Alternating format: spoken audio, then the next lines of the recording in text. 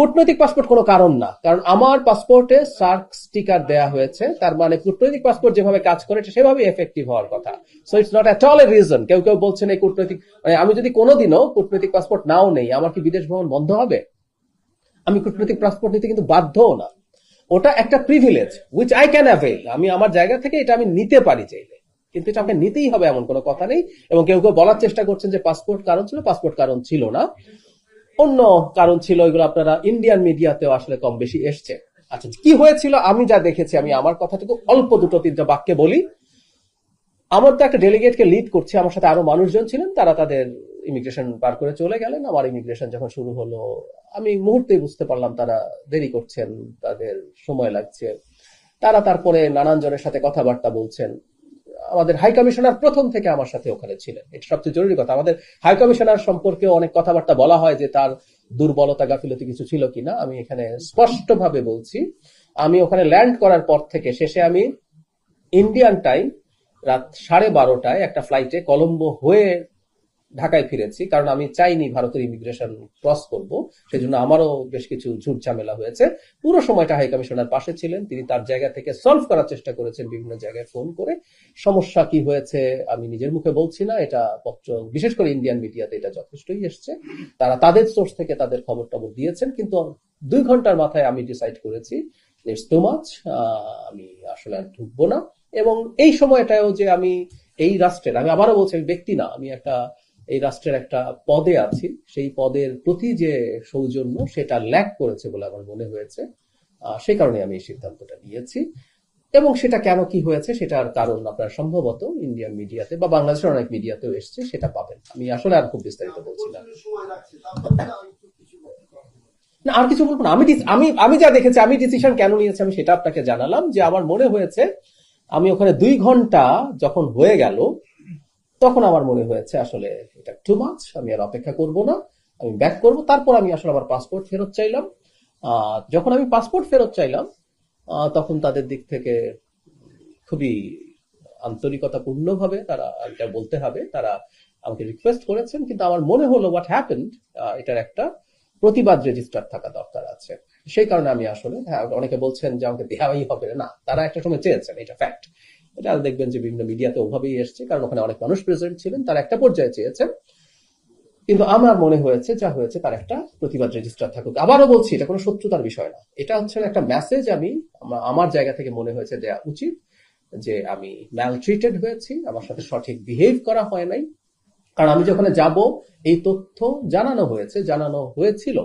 আমাকে নিয়ে যদি কোনো সমস্যা থেকে থাকে, সেই সমস্যা তারা সমাধান করা অথবা অবজেকশন আগে দেয়া, এরকম কিছু হলেই হয়তো হতো।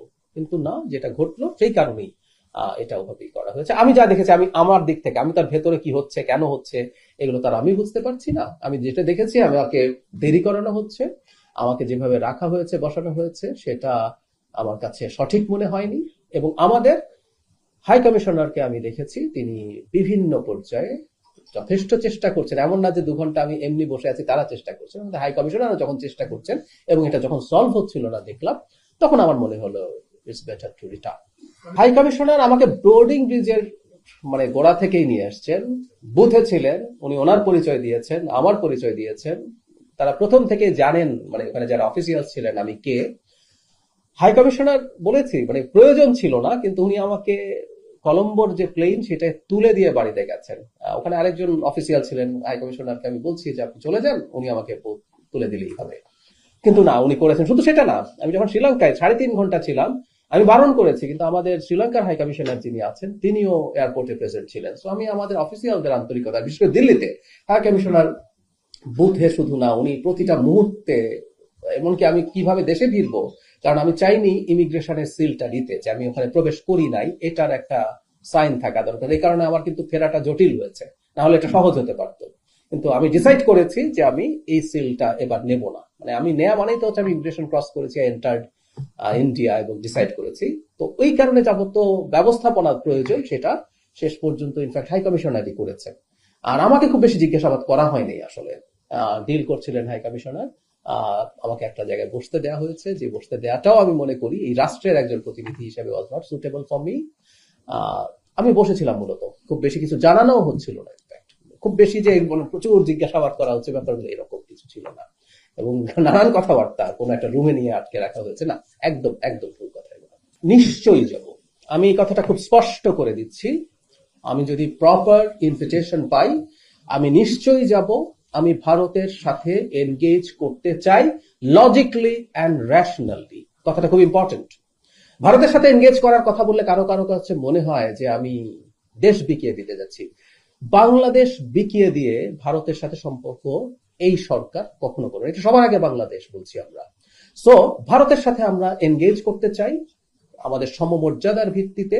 আমরা ব্যবসা বাণিজ্য সহ আরো অনেক কিছুতে আমাদের উন্নতি করার সুযোগ আছে। আমরা যে জায়গায় ছিলাম সেখান থেকে তো আমরা নেমেও এসেছি। ইন্টারিমের সময় সম্পর্কটা যথেষ্ট খারাপ পর্যায়ে গেছে, সেগুলো সরিয়ে রেখে আমরা এনগেজ করতে চাই, ব্যবসা বাণিজ্য করতে চাই। আমাদের এক্সচেঞ্জ নানান ফর্মে হতে পারে, শুধু সেটা না। আপনারা জানেন গঙ্গা পানি চুক্তির মেয়াদ শেষ হচ্ছে এই বছরের ডিসেম্বরে। আমাদের সেই পানি চুক্তি রিনিউয়াল নিয়ে কথা আছে, আমাদের তিস্তা চুক্তি নিয়ে কথা আছে। আমাদের পানি আমাদের অভিন্ন আরো টোটাল 53টা নদী আছে, আমাদের সাথে তো আমাদের রাইট আছে। আমাদের ভারতের সাথে এনগেজ করতে হবে এবং সেখানে যদি কোনোভাবে রোল প্লে করতে পারি আমি সেটা লুফে নেব।